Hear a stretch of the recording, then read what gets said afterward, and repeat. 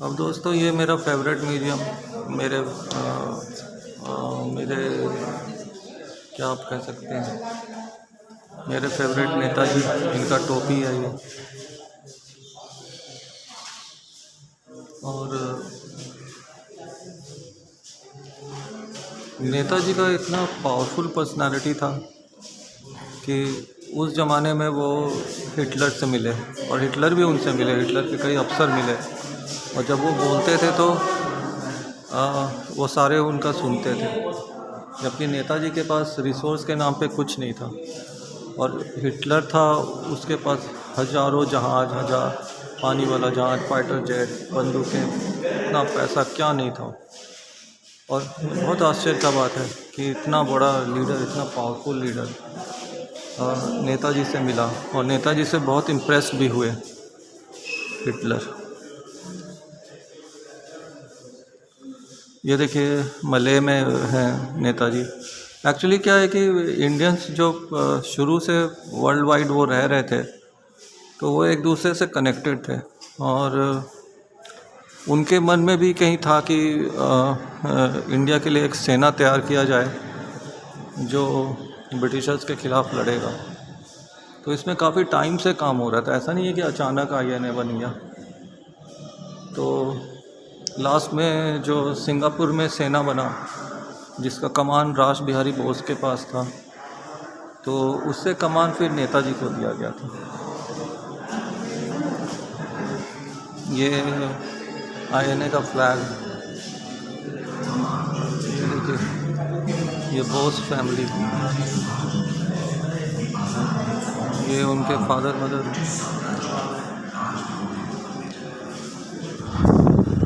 और ये पिता पुत्र का फ़ोटो है जिससे वो इंस्पायर हुए, बाबू बेनी, माधवदास, रामकृष्ण, स्वामी विवेकानंद। और बहुत छोटे उम्र में वो अपने घर से भाग गए थे, तो वो धार्मिक स्थलों में गए, वहाँ पे उन्होंने काफ़ी धार्मिक पढ़ाई किया, वेद पुराण ये सब, कई उनके गुरु हैं। और यहाँ पे INA का सामान सब रखा है, जैसे मेडल्स हैं, चाकू है, डॉक्यूमेंट है, टोपी है।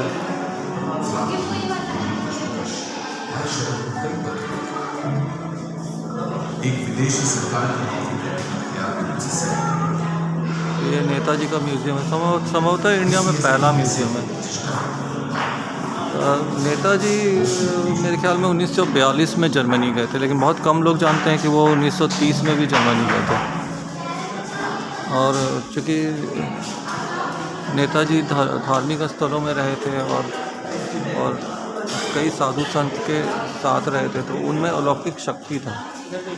तो 1930 में जब वो जर्मनी गए थे, तो वहाँ पे वो एक जूइश फैमिली के पास रहे थे, तो वहाँ पे वो मेडिटेशन करते थे।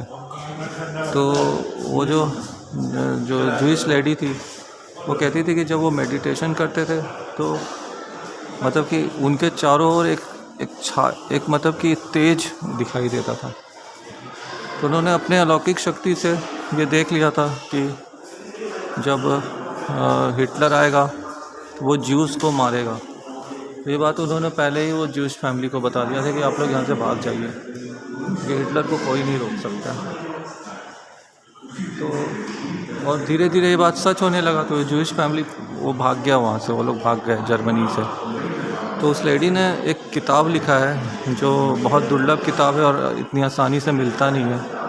तो उसमें उन्होंने इस बात का जिक्र किया है, मतलब नेताजी पे ही उन्होंने वो किताब लिखा है।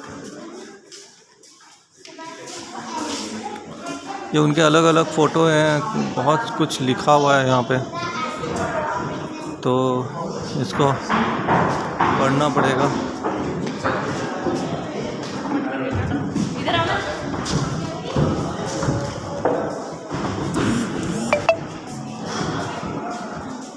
ये ऊपर चलते हैं। ये देखिए अगेन सैंडस्टोन बना हुआ है, सैंडस्टोन की सीढ़ियाँ। पहले ऐसे ही सीढ़ी बनता है, अब ये नहीं बनता, कॉन्क्रीट का सीढ़ी बनता है। पहले का आर्किटेक्चर ऐसे ही होता था। अब देखिए फिर से वुडन फ्लोर, पहले वुडन फ्लोर बनता था।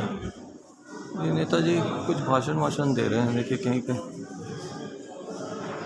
किधर चला जाए, पहले इधर चलते हैं।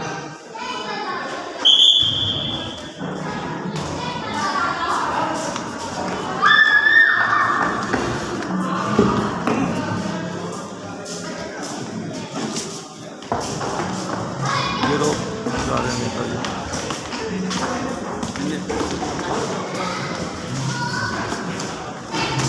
थॉमस चेरियन मनोरंजन, ये कौन है?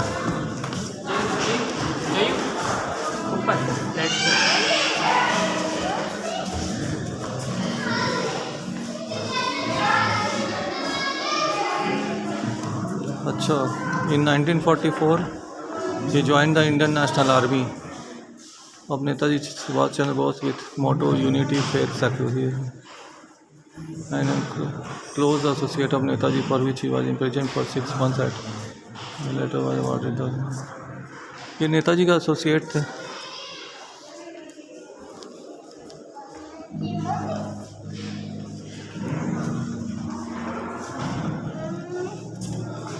ये नेताजी भाषण दे रहे हैं कहीं पे अंडमान में। और देखिए Indian scenario, quit India movement, mobilising an army, Bose inspires to quit India, Japanese victories in Southeast Asia, England loses Andamans। अंदर तो अंधेरा है छोड़ी।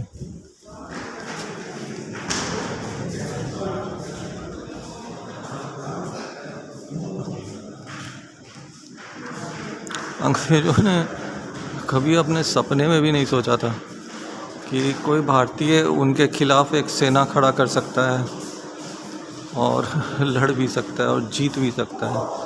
देखिए ये बंगाल फेमिन पे फ़ोटो है, बहुत आइकनिक फ़ोटो है। आप देखिए जो बंगाली वर्ल्ड के रिचेस्ट स्टेट था, वहाँ पे देखिए बंगालियों की क्या हालत होती। अंग्रेज़ क्या करते थे ना, जितना भी उपज होता था वो सारा बाहर खुद खाते थे और बाहर देशों को बेच देते थे।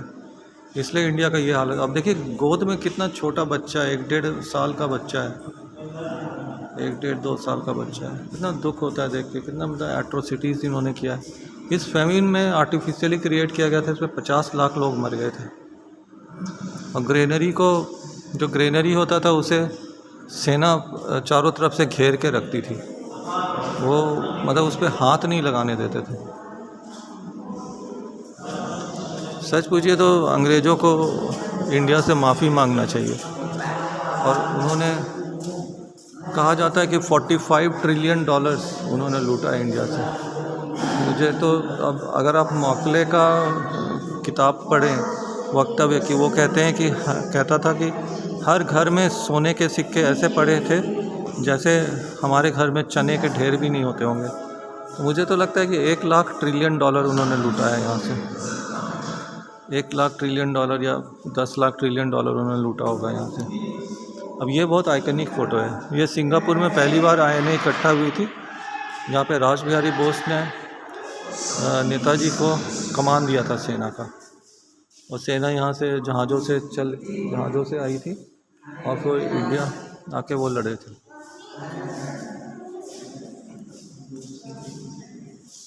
21 अक्टूबर 1943 को सिंगापुर स्वतंत्र भारत की प्रोविजनल सरकार का गठन किया। नाम था अर्जी हुकूमत-ए-आज़ाद हिंद और नेताजी इसके प्रधानमंत्री के रूप में।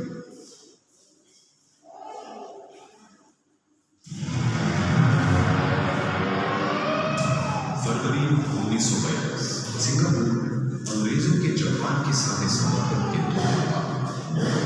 ये झांसी रानी रेजिमेंट, रानी झांसी रेजिमेंट, जिसमें महिलाएं भर्ती हुई थी। मतलब महिलाएं भी लड़ी थी। महिलाएं तो हमेशा मतलब इंडियन यूथ का हिस्सा रही है। राम जन्मभूमि के लिए भी जो 12 युद्ध हुए थे उसमें भी स्थानीय महिलाएं लड़ी थी। तो दोस्तों आपसे रिक्वेस्ट है कि लाल किले में आप काफ़ी अच्छा टाइम स्पेंड कर सकते हैं। यहाँ पे 5 म्यूज़ियम है। 1857 का जलियांवाला बाग का नेताजी पे है, डिपार्टमेंट ऑफ पोस्ट पे है, और डालमिया वालों का ना इंडिया एज अ होल पे एक प्राइवेट म्यूज़ियम है, वो आप विज़िट कर सकते हैं। बाकी लाल किले का परिसर तो है ही। हालांकि लाल किले का जो परिसर है वो बहुत बड़ा है और उसका 10वां हिस्सा ही दर्शकों के लिए खोला गया है, और उसके नीचे कई तल्ले हैं, तहखाने हैं, वो हमारे लिए नहीं खोला गया है। और लाल किला का जब अंग्रेज़ों ने 1857 में वापस लाल किले पे कब्जा किया था तो उन्होंने किले के कई हिस्से गुस्से में ढहा दिए थे, तो वो तो अब देखने को नहीं मिलेगा। वो रिस्टोर भी नहीं किया जा सकता है, या शायद किया जा सकता है। तो दोस्तों आज का वीडियो यहीं तक था। आप लाल किला आइए, मतलब एक दिन का पूरा अच्छा ट्रिप हो सकता है। यहाँ पे सुबह 8 बजे से एंट्री शुरू हो जाता है। म्यूज़ियम शाम में 5 बजे तक चलता है, और फिर लाइट एंड साउंड शो है। तो जो पहले लाइट एंड साउंड शो होता था वो सिर्फ लाइट एंड साउंड होता था, अभी उसमें डांस प्रोग्राम भी होता है, तो वो आप देख सकते हैं। तो दोस्तों आज का वीडियो यहीं तक था। आशा है दोस्तों आपको वीडियो पसंद आया होगा। तो दोबारा मिलेंगे अगले वीडियो पर, तब तक के लिए धन्यवाद।